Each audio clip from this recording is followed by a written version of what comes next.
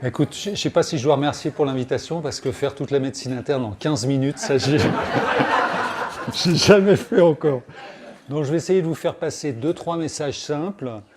Déjà, il y a un message qui est épidémiologique qui va centrer le débat.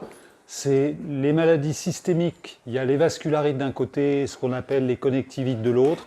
Les connectivites, il y a des anticorps, dans certaines vascularites aussi. Et en fait, les vascularites, il y a des maladies dont je ne vais pas parler, parce que ce n'est pas des maladies de médecins généralistes. Un Wegener, c'est 300 de créate, c'est hospitalisé. Un Chorget-Strauss, ça va être une maladie de pneumologue. Par contre, il y a vraiment une maladie de généraliste, c'est la maladie d'Orton. Donc on va parler de la maladie d'Orton. Et dans les connectivites, on pourrait les énumérer toutes. En fait, le médecin généraliste, il est en première ligne pour les diagnostiquer. Donc il va être face à une maladie auto-immune qui est dans le groupe des connectivites, mais avec un tableau clinique qui ne permet pas forcément au départ de dire « Ah ben c'est un lupus, c'est une sclérodermie, c'est un Sharp, c'est un Sjögren ». En gros, on va voir quels sont les symptômes qui doivent vous faire suspecter une connectivite et quels examens il faut demander. Alors déjà, on va vous faire travailler parmi les situations suivantes, lesquelles orientent vers une maladie de Horton. Céphalée occipitale, syndrome inflammatoire isolé inexpliqué, altération de l'état général en apparence isolée, cataracte d'apparition précoce, douleur inflammatoire, scapulaire et pelvienne. Vous avez 10 secondes pour voter.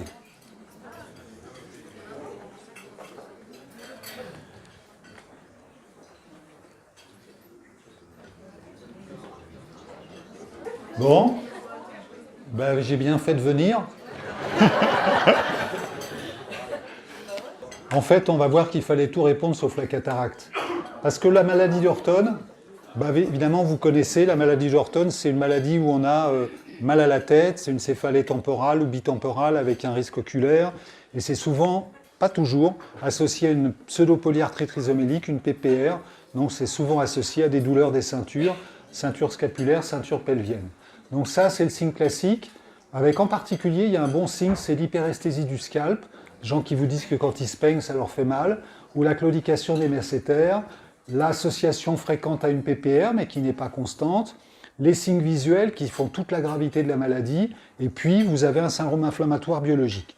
En fait, la maladie d'Orton, ça peut être plus piégeant, ça peut être une céphalée qui peut être atypique, en particulier la céphalée, au moment où vous voyez le malade, pour un syndrome inflammatoire, c'est un patient qui peut avoir eu mal à la tête 1 mois, 2 mois avant, ça a duré 3 semaines, et puis finalement c'est passé, et il vient vous voir parce qu'il est fatigué, il a une CRP à 50, vous vous posez des questions, et si à l'interrogatoire vous retrouvez un épisode de céphalée inhabituelle, ben vous allez vous dire attention, c'est peut-être un Horton. La céphalée, elle peut être effectivement occipitale.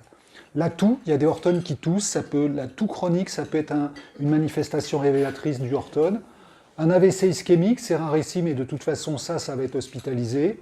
L'atteinte artérielle, même chose. La fièvre prolongée, voire un vieux qui est fatigué. Donc le message, c'est que finalement, vous devez avoir ce diagnostic assez large. Et c'est vrai que quelqu'un qui est fatigué, qui a un syndrome inflammatoire, on va d'abord se demander s'il n'a pas un cancer, un lymphome, une tuberculose. Et on a raison de se poser de ces questions. Mais ça, c'est dommage d'oublier la maladie de Horton dans le lot, parce que la maladie de Horton, c'est une maladie qui se soigne, qui se traite et qui se guérit avec les corticoïdes. Alors le diagnostic de maladie de Horton, vous avez tous appris la biopsie de l'artère temporale. Je crois qu'en médecine de premier recours, la biopsie de l'artère temporale reste l'examen de référence de la maladie de Horton, mais sachez qu'on a maintenant des moyens non invasifs de faire le diagnostic de maladie de Horton. Par exemple, le PET scanner. Au PET scanner, si vous avez une aortite avec cette fixation intense au niveau de la paroi aortique, vous avez pratiquement le diagnostic. Le Doppler des artères temporales, ça a été proposé, c'est discuté, ça peut éventuellement guider la biopsie. Et puis au scanner, quand on a cette aortite avec cet épaississement de la paroi aortique, c'est des examens qui sont très orientants. Mais aujourd'hui, en médecine de premier recours, je pense qu'il faut se souvenir que la biopsie de l'artère temporale reste un examen de référence qui n'est positif que dans 60% des cas. Donc une BAT négative n'élimine pas forcément une maladie de Horton. Donc s'il y a une maladie, une vascularite à connaître en tant que généraliste, c'est celle-là et pas les autres, parce que les autres, c'est des maladies rarissimes. Je pense que la probabilité que vous voyez un Wegener dans votre exercice de médecine générale, c'est entre 0 et 1 dans votre carrière. Bon, ça ne veut pas dire qu'il faut passer à côté du seul malade, mais par contre, des Horton, vous allez en voir, vous en avez vu et vous en verrez. Et c'est quand même une urgence thérapeutique, parce que le Horton, vous savez que ça peut rendre aveugle, ça peut entraîner une ischémie de la tête du nerf optique, ça peut entraîner une thrombose de l'artère centrale, de la rétine. Et donc à partir du moment où on évoque le diagnostic de Horton, il ne faut pas perdre trop de temps, parce que le risque visuel est réel. Mais attention aux erreurs diagnostiques. Et par exemple, il y a une maladie qui peut simuler une maladie de Horton, c'est vraiment une endocardite infectieuse.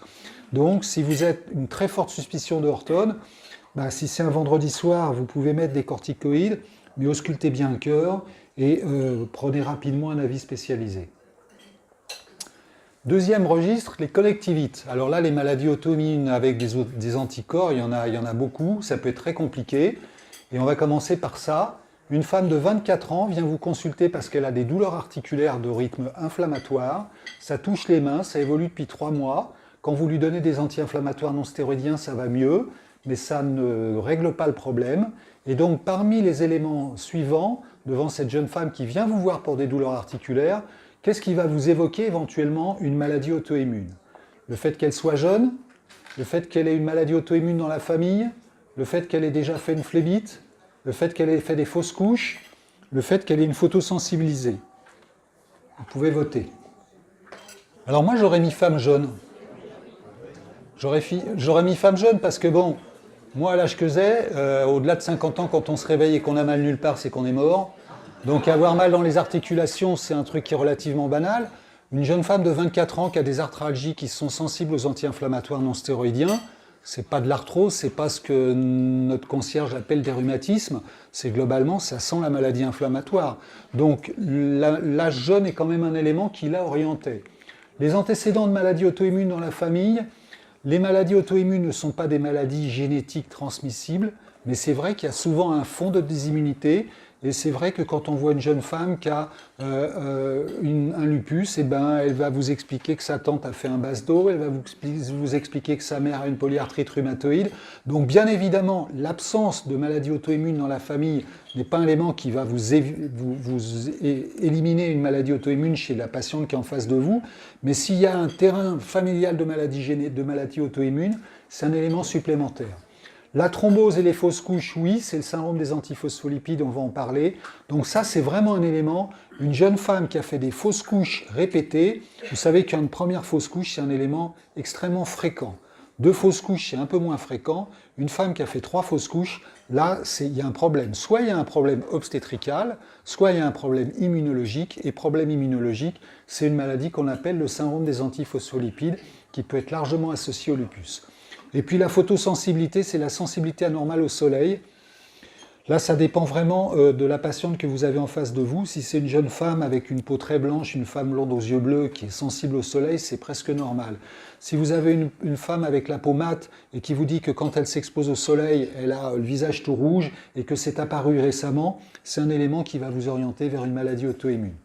Donc, je dirais que sur cette plaque, vous avez à peu près les principaux éléments qui, lorsque vous allez suspecter une maladie auto-immune, parce que la patiente vient vous voir, parce qu'elle a mal dans les articulations ou parce qu'elle a des manifestations dermatologiques, parce que les 2 grands modes d'entrée dans la maladie auto-immune pour un généraliste, c'est la peau et les articulations. Le lupus, ça peut tout toucher. Le lupus, ça peut donner un état de mal convulsif, le lupus, ça peut donner une insuffisance rénale, ça peut donner une microangiopathie thrombotique. Mais généralement, quand on est un état de mal convulsif, on est aux urgences de Saint-Camille, on n'est pas dans votre cabinet de consultation. Donc vous, en tant que médecin généraliste, les patients où vous allez vous poser la question est-ce qu'il n'y a pas une maladie auto-immune, c'est essentiellement la peau et les articulations. Donc on va voir quelle manifestation articulaire, quelle manifestation cutanée. Mais quand vous êtes face à quelqu'un qui a des signes qui vous évoquent une maladie auto-immune, le terrain, par exemple le lupus, c'est 8 femmes pour 2 hommes. Les antécédents de maladies auto-immunes dans la famille, même si encore une fois leur absence n'élimine pas du tout une maladie auto-immune. Les antécédents de thrombose veineuse ou artérielle et les antécédents obstétricaux, ça touche, c'est ce qu'on appelle le syndrome des antiphospholipides. Donc une femme jeune qui a des fausses couches répétées, c'est clair que c'est un élément très orientant. Et puis, la peau, les articulations, on va en parler. L'atteinte viscérale, là, globalement, c'est si vous raisonnez devant une insuffisance rénale, une péricardite, mais là, globalement, c'est plus un problème de spécialiste. Et puis, le syndrome de Raynaud qui est extrêmement banal. Banal, le syndrome de Raynaud, hein, les doigts qui deviennent tout blancs, avec d'abord la phase blanche, ensuite la phase bleue, et après la phase rouge. Il faut se souvenir que 90% des syndromes de Raynaud, c'est une banale maladie de Raynaud.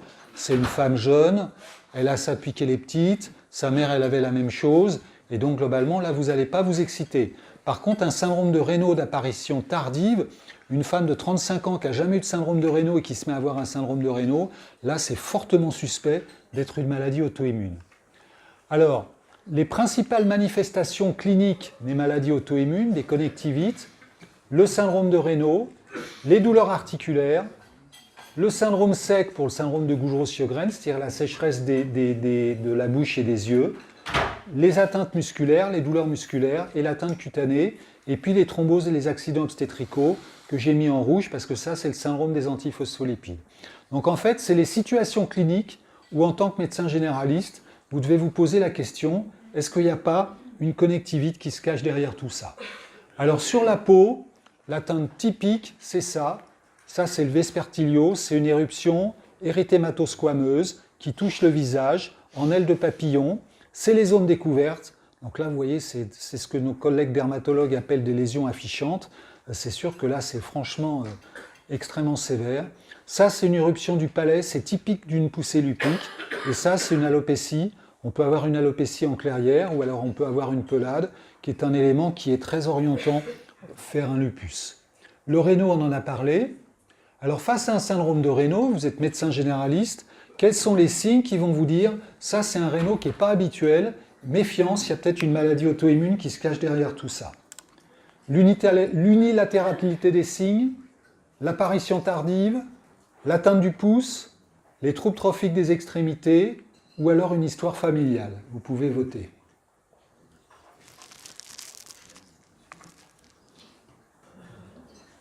Alors clairement, l'unilatéralité des signes, au contraire, ça va évoquer vers une cause locale, donc vous avez bien fait d'être une très grande majorité à ne pas l'avoir coché. L'apparition tardive, si.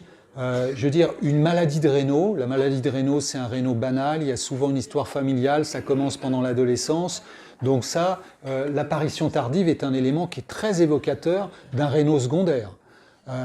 Une femme de 35-40 ans qui développe un syndrome de Raynaud, c'est pas normal. C'est une maladie de Raynaud, généralement, ça évolue depuis l'adolescence.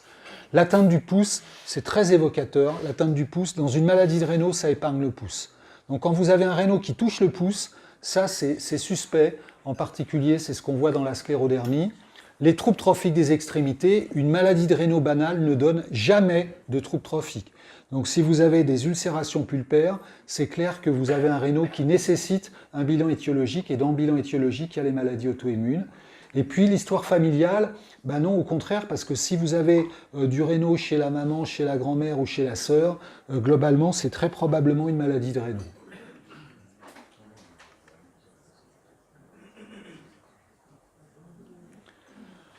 Alors, en dehors des signes cliniques qui vont vous faire évoquer une maladie auto-immune, il y a quelques manifestations biologiques, des cytopénies, c'est clair, un patient qui a une thrombopénie, une patiente qui va avoir une anémie qui n'est pas une anémie par saignement, une patiente qui a une leucopénie, voire une pancytopénie, vous allez tiquer, vous demandez s'il n'y a pas un lupus derrière, l'hypergammaglobulinémie polyclonale sur l'électrophorèse, le syndrome inflammatoire, il est rare. Un lupus, ça ne fait pas monter la CRP. Ça peut faire monter la VS, mais le syndrome inflammatoire, c'est ce qu'on voit dans les vascularites, mais dans les connectivites, habituellement, il y a peu ou pas de syndrome inflammatoire. Et puis, vous pouvez avoir une élévation des CPK. Donc, en gros, ce qui va vous faire tiquer en médecine générale, c'est surtout la cytopénie, ou alors, sur l'électrophorèse, une hypergammaglobulinémie polyclonale. Donc, vous êtes face à une femme jeune, elle vient vous voir parce qu'elle a mal dans les articulations ou parce qu'elle a des manifestations cutanées, elle a éventuellement un syndrome de Raynaud, vous évoquez une maladie auto-immune. À ce moment-là, c'est très facile, il y a un examen à demander, c'est la recherche d'anticorps antinucléaires. Parce que les anticorps antinucléaires, c'est très sensible. Donc si vous n'avez pas d'anticorps antinucléaires, il y a 95% de probabilité pour que votre femme n'ait pas une maladie auto-immune et systémique. Donc anticorps antinucléaires, Et comme vous n'êtes pas sûr que ce n'est pas une polyarthrite rhumatoïde, parce qu'au début, il n'y a rien de plus difficile à diagnostiquer entre un lupus, une polyarthrite rhumatoïde, un Sjögren, voire ces maladies qui peuvent s'associer, en même temps que vous allez demander des anticorps antinucléaires, si votre femme a des manifestations rhumatologiques inflammatoires, vous allez demander des anticorps anti-CCP et un facteur rhumatoïde. Et en faisant anticorps anti-CCP, facteur rhumatoïde, antinucléaire, vous aurez un examen de bonne qualité dans n'importe quel laboratoire de ville et vous pourrez raisonner. Si les anticorps antinucléaires sont à un titre faible, c'est-à-dire un 80e, un centième, c'est considéré comme négatif. Ça, n'oubliez pas, parce que les laboratoires ils vont vous mettre le résultat en caractère gras et donc vous allez vous inquiéter, le malade aussi, alors qu'en fait un 80e c'est négatif. Donc en fait, pour dire que des anticorps antinucléaires sont positifs, il faut avoir un titre de un 320e, un 640e, un 1280e, il faut avoir un titre très élevé. Et quand le labo voit qu'il y a des anticorps antinucléaires à un titre très élevé, à ce moment-là, le laboratoire va faire 2 autres examens. Il va rechercher des anti-DNA et il va rechercher ce qu'on appelle des anticorps anti-ECT ou anti-ENA. Alors ça devient complexe parce que quand on est médecin généraliste, c'est pas évident de savoir que les anti-RNP c'est le syndrome de Sharp, que les anticentromères c'est plutôt une sclérodermie dans une forme crest, des anti-JO1 c'est plutôt une dermatomyosite. Moi je pense que retenez plutôt ça. Je suis généraliste, mon patient a des arthralgies, des manifestations cutanées, une leucopénie, je me demande s'il n'a pas une maladie auto-immune, je demande des antinoyaux. Si les antinoyaux sont négatifs ou un 80e, ça, il n'y en a pas besoin, ce n'est pas une maladie auto-immune. Si c'est positif, à ce moment-là, ça peut être une maladie auto-immune et le labo va rechercher des anti-DNA et des anti-ECT. Et les anti-ECT, en fonction de la cible antigénique, vous aurez une orientation diagnostique. Vous allez oublier ça dans 5 minutes. Donc ce que vous savez, vous avez gardé ça dans votre poche et le jour où vous avez le truc, vous aurez les plaques et puis vous allez regarder. Et aujourd'hui, globalement, quand on fait de la médecine, on se sert de son smartphone ou de son ordinateur. On fait tous la même chose et heureusement qu'on a ça dans la poche maintenant. Alors le syndrome des antiphospholipides, je vais passer très rapidement parce que le topo est fini. Mais ça, c'est important. Une jeune femme qui thrombose ou qui fait des fausses couches et a fortiori des pertes fœtales, un des principaux diagnostics à évoquer, c'est le syndrome des antiphospholipides. Bien plus que toutes les thrombophilies qu'on vous a appris, mutation du 2, mutation du 5, antithrombine, protéine C, protéine S, tout ça c'est soit exceptionnel, soit extrêmement fréquent et on ne sait pas à quoi ça sert. Par contre, avoir des anticorps antiphospholipides, c'est clair que ça, c'est un argument fort en faveur d'une maladie auto-immune. Là, on rentre dans la spécialité complexe, mais sachez que devant un patient qui a un lupus, on va demander des bilans d'auto-immunité avec un bilan d'hémostase qui s'appelle l'anticoagulant circulant lupique, qui est très mal nommé parce qu'en fait, il n'est pas anticoagulant, il est plutôt facteur prothrombogène, et puis ces fameux anticorps qui sont associés à des thromboses. Donc, en médecine générale, les questions à poser pour rechercher une maladie auto-immune devant une patiente. Je dis une patiente, il y a des maladies auto-immunes chez les hommes, mais c'est plus rare. Est-ce qu'il y a un syndrome de Raynaud ? Est-ce que le malade a des douleurs dans les articulations? Est-ce qu'il a la sécheresse des yeux ou la sécheresse de la bouche? Parce que ça oriente vers un syndrome de Gougerot-Sjögren. Et la sécheresse oculaire, la question à poser, c'est est-ce que vous avez l'impression d'avoir du sable dans les yeux quand vous vous réveillez le matin? Est-ce qu'il y a une sensibilité anormale au soleil? Les ulcérations buccales, c'est plus rare, c'est le lupus. L'alopécie, chez un homme de mon âge, vous voyez que je n'ai pas de maladie auto-immune, je peux vous le certifier. Mais chez une femme jeune, c'est pas normal. Les phlébites, les fausses couches. J'ai fini. Simplement ça, c'est pour vous rappeler que maladie auto-immune n'égale pas corticothérapie à forte dose et qu'un lupus, on va traiter un lupus en fonction de la sévérité de l'atteinte. Et donc, c'est pas parce que vous allez trouver un 320e d'antinoyau à une jeune femme qui a mal dans les articulations qu'il faut lui donner 1 mg/kg de corticoïdes. Si vous avez une suspicion de lupus ou une suspicion de maladie auto-immune, il faut un avis spécialisé. Il faut un avis spécialisé.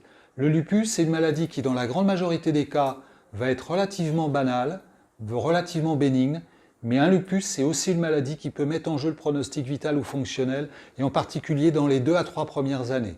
Donc vous êtes médecin généraliste, vous suspectez une maladie auto-immune, il faut que vous ayez votre correspondant avec lequel vous interagissez d'habitude, il faut un carnet d'adresses. Je vous remercie.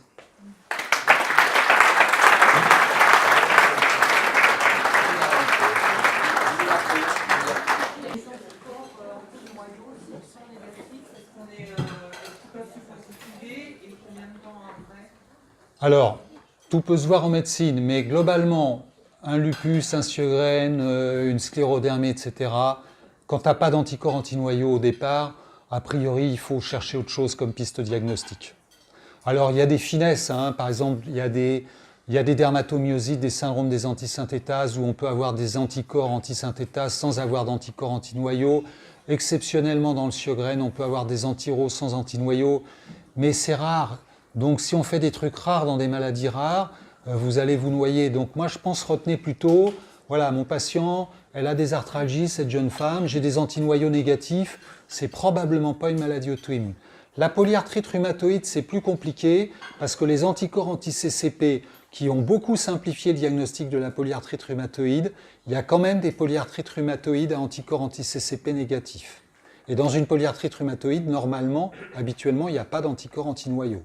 Donc une femme qui a un vrai rhumatisme inflammatoire, qui a des douleurs articulaires, les poignets qui gonflent, les doigts qui gonflent, elle est obligée de retirer ses bagues et c'est sensible aux INS, cette patiente, elle a une maladie auto-immune et elle a soit une PR, soit un lupus apparenté.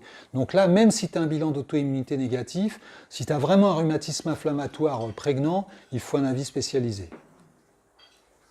Vous mettez problème des anticoagulants, est-ce que vous pouvez préciser? Problème des anticoagulants, j'ai mis problème des anticoagulants, j'ai mis anomalie de la coagulation. Ah oui, non, c'est parce que quand il y a des anticorps antiphospholipides, quand il y a une biologie phospholipide positive, c'est des patients qui sont à haut risque de thrombose. Donc par exemple, une femme qui a un lupus et qui a une biologie phospholipide très positive qui est immobilisée, elle doit immédiatement avoir du Lovenox en préventif. Si elle prend l'avion et qu'elle fait un vol transatlantique, on prend des précautions. Donc la biologie phospholipide positive expose à des thromboses. Des thromboses répétées chez un adulte d'âge moyen, avec embolie pulmonaire, sans explication. C'est le premier diagnostic à évoquer. Bon, il y a le cancer, mais généralement, il y a des signes d'appel. Mais il faut bien plus évoquer ça que toutes les bilans de thrombophilie qu'on a fait depuis 30 ans et dont un certain nombre, vraiment, l'intérêt est discutable. Je ne dis pas que les bilans de thrombophilie génétique servent à rien, mais leur indication doit être mûrement réfléchie. Le SAPL, on a des données qui sont formelles. Un SAPL qui thrombose, il fait une phlébite, vous arrêtez les anticoagulants, dans 90% des cas, il va rechuter.